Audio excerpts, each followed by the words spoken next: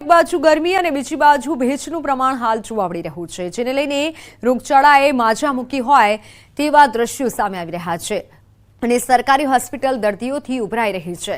જિલ્લામાં શરદી, ઉધરસ, તાવ, શરીરમાં કળતર, ડાયરિયા જેવા રોગોનું પ્રમાણ વ્યાપક વધ્યું છે, જેના પગલે જિલ્લા આરોગ્ય તંત્ર પણ હરકતમાં આવ્યું છે। હાલ તો લોકોને આરોગ્ય તરફથી બપોરના સમયમાં વધુ બહાર ન નીકળવા અને સ્વાસ્થ્યની તકેદારી રાખવા માટે અપીલ કરવામાં આવી છે। તો આ તરફ હોસ્પિટલના અધિક્ષક દ્વારા પણ તમામ તબીબી સ્ટાફ ખડેપગે હોવાનું કહેવામાં આવ્યું છે।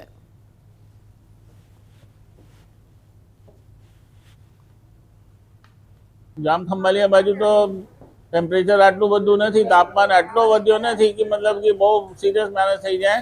તો પણ લોકોને જે એવી સલાહ છે કે ભાઈ ધૂપમાં નીકળવાનું ટાળે અને ખોરાકનું બહુ ખ્યાલ રાખે અને સર્દ ગરમ ના થાય। ગરમીમાં ફર્યા પછી એકદમ ઠંડો ખાઈ લે છે, એ બી એક બીમારીનું બહુ મોટું કારણ છે। અને તાપ સખત જે ગરમીને છે 2 કલાક સપોઝ બપોરે 1 થી 4 હોય તો એમાં નીકળવાનું ટાળે એવી સલાહ સરકારશ્રી તરફથી છે। અને કોઈ પણને તકલીફ હોય તો તાત્કાલિક સરકારી દવાખાનાની મુલાકાત લે એવી સરકારશ્રી તરફથી સૂચના છે। ચોમાસાની સિઝનની શરૂઆત થઈ ગઈ છે અને જેથી ખેડૂતો વાવણીની તૈયારીમાં લાગી ગયા છે। જોકે રાજ્યના છેવાડે આવેલા વલસાડના ઉમરગામના ખેડૂતો ચોમાસાની સિઝન બાદ પણ ચિંતામાં મુકાયા છે। તેની પાછળનું કારણ રખડતા પશુનો ત્રાસ છે। વલસાડ જિલ્લો ખેતી પર નિર્ભર જિલ્લો છે। ઉમરગામ તાલુકામાં નાના મોટા 7,000થી વધુ ખેડૂતો છે। અત્યાર સુધી આ તાલુકામાં ચોમાસુ પાકની સાથે ઉનાળુ પાક પણ લેવાતો હતો।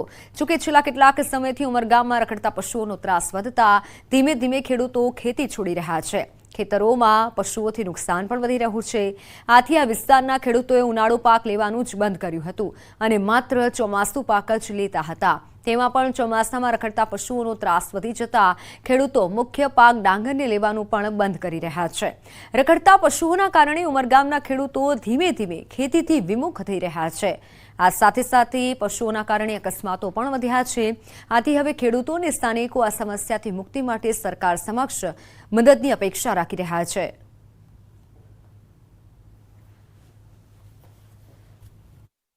અમારા ખેડૂતોને મોટી સમસ્યા એ છે કે અહીંયા ઢોરો જે છે એ માલિકી ઢોરો રસ્તા પર છોડી દેવામાં આવે છે, ખુલ્લા છોડી દેવામાં આવે છે અને પરિણામે ઉમરગામ તાલુકાના 7,000 જેટલા ખેડૂતો છે એ પોતે કુદરતી ખેતી જે કરતા હતા, ડાંગર, તુવેર કે અન્ય શાકભાજી, એ આજે કરતા નથી। એ કમ્પ્લીટલી નુકસાન થવાના કારણે એ કંટાળી ગયો છે। ઢોર માટે એટલો બધો ત્રાસ થઈ ગયો છે ને, અમારું ખેડૂતનું નામ મટી ગયું। ખેતી કરતાં બધા વંઠી ગયા, કોઈ માણસો ખેતી નથી કરતા અને આ ખેતીનું નુકસાન કરે એટલું નહીં, બલકે અમારો કોસ્ટલ વિસ્તાર છે, આ તળગામ ટાવરથી તે બામણપુંજા સુધી દમણનો વિસ્તાર, કોસ્ટલ હાઈવે, એના પર તો એટલા બધા એક્સિડન્ટ થયા છે આજ સુધી કે રાતના ટાઈમે તો ઢોરોનો અડીંગો જમાયેલો એકદમ। તમે જુઓ તો કલગામને આ વિસ્તાર છે, ફણસા કલગામ, તો ઢોરોનો અડીંગો જ, બીજું કંઈ। સુરેન્દ્રનગર જિલ્લાના ખેડૂતો ચિંતામાં મુકાયા છે। નર્મદા કેનાલનો પિયતનો લાભ લેવા માટે ખેડૂતો દ્વારા અંદાજે 60,000 હેક્ટર જમીનમાં આગોતરું વાવેતર કરાયું હતું, પરંતુ તંત્રએ કેનાલનું સમારકામના બહાને છેલ્લા 1 મહિનાથી કેનાલમાં પાણી છોડવાનું બંધ કરી દીધું અને જેના કારણે ખેડૂતોની હાલત કફોડી બની। મોંઘા ભાવના બિયારણ ખરીદી જે આગોતરા વાવેતર કરાયું હતું તે નિષ્ફળ જવાનો ડર છે। ત્યારે તંત્ર દ્વારા તાત્કાલિક કેનાલમાં પાણી છોડવામાં આવે તેવી ખેડૂતોની માંગ છે અને જો માંગ ન સ્વીકારવામાં આવે તો ખેડૂતોએ ઉગ્ર આંદોલનની ચીમકી પણ ઉચ્ચારી છે। 30% ખેડૂતોએ આગેતરું વાવેતર કપાસનું કરેલ છે। કપાસના બિયારણ અત્યારે બધા સોંપી દીધેલ છે અને થોડું પાણી હતું તે થોડું એક પાણ પાયા છે અને અત્યારે કેનાલમાં પાણી બિલકુલ ખાલી થઈ ગયું છે। નર્મદા નિગમમાં અમે રજૂઆત કરી છે અને ફોનથી વાત કરી તો એ લોકો એવું કહે છે કે તમે તમારા રાજકીય નેતાઓ, ધારાસભ્યોને રજૂઆત કરો તો એ અમારે સરકાર અમને આદેશ કરે તો અમને પાણી છોડી શકવી। તો અમે ધારાસભ્યને ફોન દ્વારા વાત કરેલ છે પણ હજુ ખેડૂતોને પાણી કેનલમાં મળેલ નથી, તો આ માટે લાખો રૂપિયાના બિયારણ ફેલ જવાની શક્યતા છે।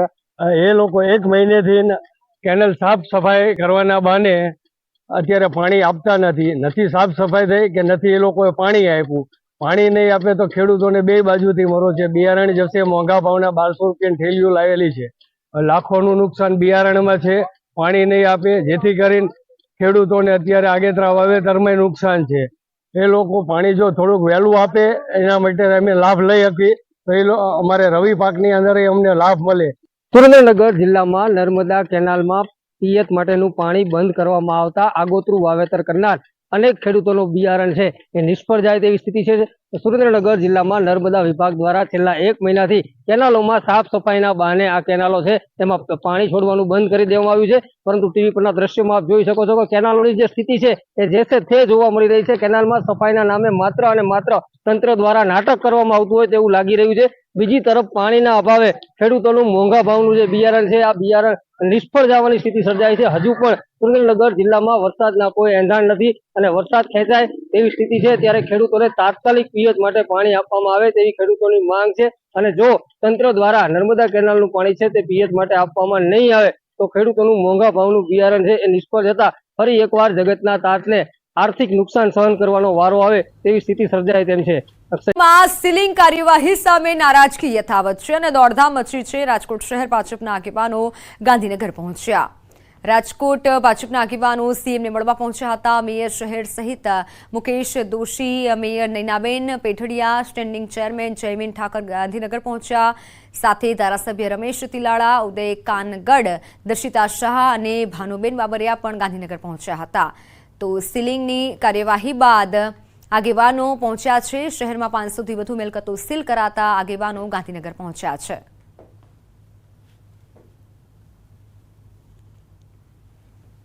આ તરફ રાજકોટમાં વિવિધ એસોસિએશનના આગેવાનોએ રાજકોટ મનપા કમિશનર ડીપી દેસાઈને રજૂઆત કરી. ચેમ્બર ઓફ કોમર્સ, સ્વનિર્ભર શાળા સંચાલક ડોક્ટર સહિતના 112 એસોસિએશનના આગેવાનોની રજૂઆત, જેમાં કમિશનરના મતે 200 એકમોને સીલ ખોલવામાં આવ્યા છે. ફાયર એનઓસી અને બીયુ પરમિશન નથી તેવી મિલકતો સીલ કરાઈ છે. સાથે એસઓપી બનાવવાની વિચારણા ચાલી રહી છે અને 1 થી 2 દિવસમાં ચર્ચા કરી યોગ્ય નિર્ણય લેવાની વાત કરી છે. તો સાથે ફાયર એનઓસી પણ કોઈપણ જાતના વિલંબ વગર કરવામાં આવશે તેવી વાત કરી છે.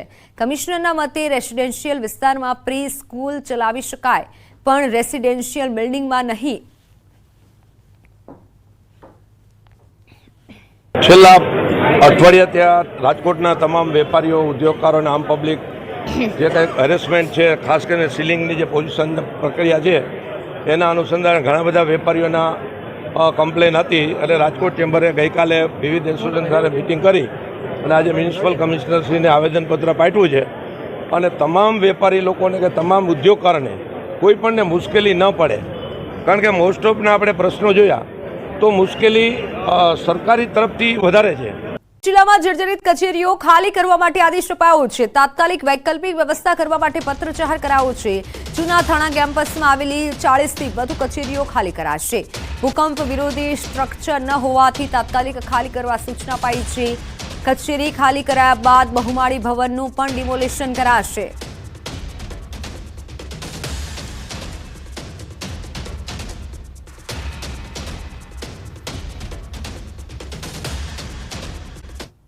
અન્ય સમાચારો પર નજર કરીએ તો અમદાવાદમાં નવા જન્મતા બાળકોમાં કુપોષણનું પ્રમાણ વધ્યું છે.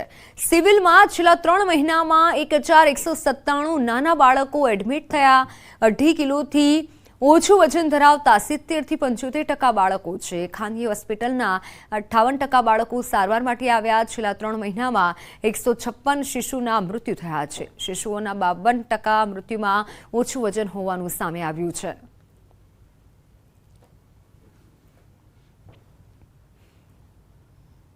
બાળકો આવી બધી તકલીફ સાથે civil hospital, tertiary care centre હોવાથી અહીંયા લાવવામાં આવે છે. ને છેલ્લા 3 મહિનાની જો હું વાત કરીશ તો 1197 નાના તાજા જન્મેલા બાળકો સિવિલમાં દાખલ થયા છે.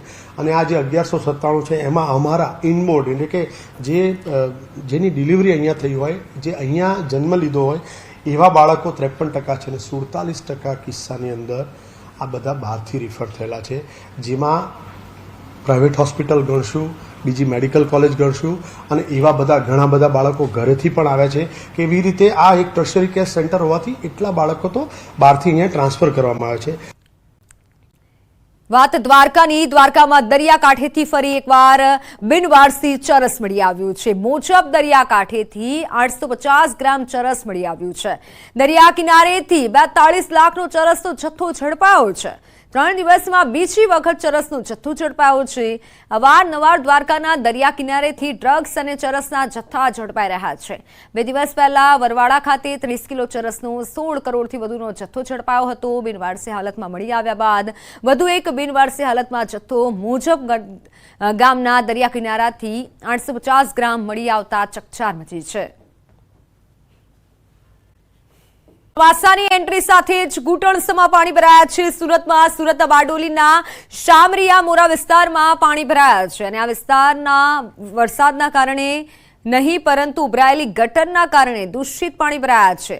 શામરિયા મોરા વિસ્તારમાં ઘૂંટણસમાં પાણી ભરાઈ ગયા છે. સ્થાનિકોનું કહેવું છે કે 3 વર્ષથી સ્થાનિકો દૂષિત પાણી ભરાવાની સમસ્યાથી પરેશાન છે, પરંતુ પાલિકાની નિષ્કાળજીના કારણે ઉકેલ આવતો નથી. ગટર ઉભરાતા સ્થાનિકોને ઘૂંટણસમાં દૂષિત પાણીમાંથી ચાલવા મજબૂર બન્યા છે. ફક્ત ગટર ઉભરાતા આ સ્થિતિ છે તો ચોમાસામાં વરસાદ સમયે શું થશે તેની ચિંતા સ્થાનિકોને સતાવી રહી છે. સ્થાનિકોના મતે ચોમાસામાં આ વિસ્તાર બેટમાં ફેરવાય છે. બાદ ભરૂચમાં જંબુસર વહીવટીતંત્ર સતર્ક થઈ ગયું છે. જંબુસર નગરપાલિકા દ્વારા ફાયર સેફટી વગરની મિલકતો સીલ કરી દેવામાં આવી છે. 2 હોટલની સાથે એક સ્કૂલને પણ સીલ મારી દેવાયું છે. બ્રાઇન્ડ લાઇન ઇંગ્લિશ મીડિયમ સ્કૂલને સીલ મારી દેવામાં આવ્યું છે અને આ સાથે જંબુસર બશેરા guest house, city guest house, welcome guest house, Taj hotel તેમજ ક્લાઉડ હોટલને પણ સીલ મારી દેવામાં આવ્યું છે. Savera guest house, city guest house, welcome guest house, cloud hotel, Taj hotel જેઓની એનઓસી અને બીયુસીની પરવાનગી ન હોય તેઓની મિલકત સીલ કરેલ છે.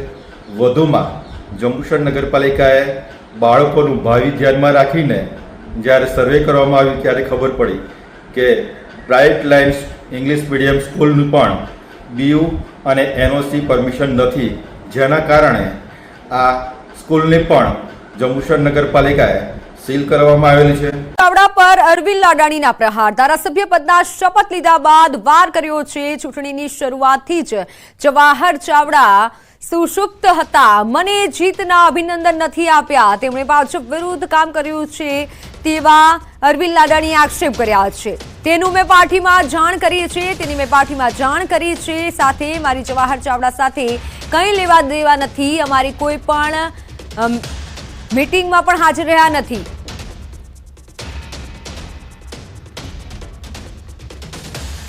જ્યારે ચૂંટણીની શરૂઆત થઈ ત્યારથી જવાહરભાઈ સુષુપ્ત હતા. અમારી કોઈ પણ મિટિંગમાં જ્યારે મોદી સાહેબ આવ્યા ત્યારે કે પાટીલ સાહેબ આવ્યા ત્યારે એક પણ મિટિંગમાં હાજર નહોતા.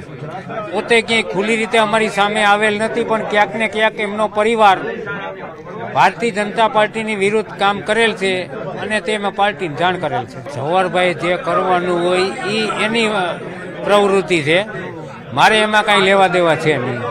હું ભારતીય જનતા પાર્ટીમાં જોડાણો, ભારતીય જનતા પાર્ટી મને ટિકિટ આપી અને હું ભારતીય જનતા પાર્ટીમાંથી ધારાસભ્ય તરીકે જીતો. પક્ષની જે કાંઈ કામગીરી કરવાની થાય, પ્રજાના કાર્યો કરવાની થાય, હું કાંઈ નહીં કરતો રહીશ. એમાં મારે જવાહરભાઈને કોઈ લેવા દેવા થતા નથી. હદમાં આવેલા 45 હિન્દુ મંદિરોને નોટિસ ફટકારવામાં આવતા હિન્દુ સમાજના લોકો રોષે ભરાયા છે. આ અનધિકૃત જગ્યા પર આવેલા 45 મંદિરોને નગરપાલિકા દ્વારા પુરાવા રજૂ કરવા માટે નોટિસ ફટકારાઈ છે. લોકોનો આક્ષેપ છે કે માત્ર હિન્દુ મંદિરોને જ ટાર્ગેટ કરી નોટિસ અપાઈ છે, અન્ય ધર્મસ્થાનને નહીં, પરંતુ હિન્દુ સમાજના લોકોએ આક્ષેપ કર્યો છે, જેને લઈને હિન્દુ સમાજના લોકોએ કલેક્ટરને હિન્દુ મંદિરોને યથાવત રાખી હિન્દુઓની આસ્થાને ઠેસ ન પહોંચે તેવી રજૂઆત કરી છે. જિલ્લા કલેક્ટરને આવેદન આપ્યું છે. સુપ્રીમ કોર્ટના આદેશ પ્રમાણે કાર્યવાહી કરવામાં આવી રહી છે તો 45 મંદિરોને નોટિસ. જ્યારે હિન્દુ સમાજમાં રોષ વ્યાપ્યો છે.